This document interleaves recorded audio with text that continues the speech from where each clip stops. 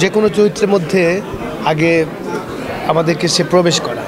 আমরা তো কাজ করার সময় হয় কি যে সৌদের সাথে কাজ করার একটা অন্য মজা আছে। ও যে কোনো চরিত্রের মধ্যে আগে আমাদেরকে সে প্রবেশ করা। যখন আমরা প্রবেশ করে ফেলি তখন আমাদের কাছে খুব একটা কষ্ট হয় না কাজটি করতে।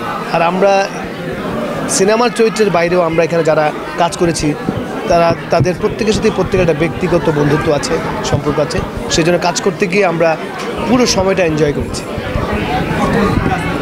বর্তমান নাটক নিয়ে ব্যস্ত, আরেকটা সিনেমা করতে যাচ্ছি, এখন এই সিনেমার নামটা বলতে যাচ্ছি না।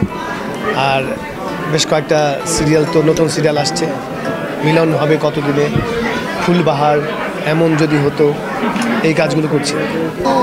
চরিত্রের সাথেই মানিয়ে নেবার জন্য চর্চাটা চালিয়ে যায়। তো আসলে ডিরেক্টররা মাঝে মাঝে আমাকে নিয়ে এক্সপেরিমেন্ট করতে চায়, আমিও সেই এক্সপেরিমেন্টে সামিল হতে চাই। সেই ক্ষেত্রে সৌদ সবসময় একটু এগিয়ে থাকে। এইখানে যেই চরিত্রটি আমাকে সৌদ দিয়েছে, চরিত্রটি করার আগেই সৌদ আমাকে বলেছিল যে চরিত্রটা যে খুব বড় তা না, কিন্তু যতটুকু তুমি আছো তোমার উপস্থিতি দর্শককে জানানো। আমি জানি না, এখন আপনারা বলবেন যে কতটুকু জানান দিতে পেরেছি। এখন ওই আমরা তো বেসিক্যালি নাটকটা করি, নাটক নিয়েই ব্যস্ত যাচ্ছি, আর সিনেমাও করছি।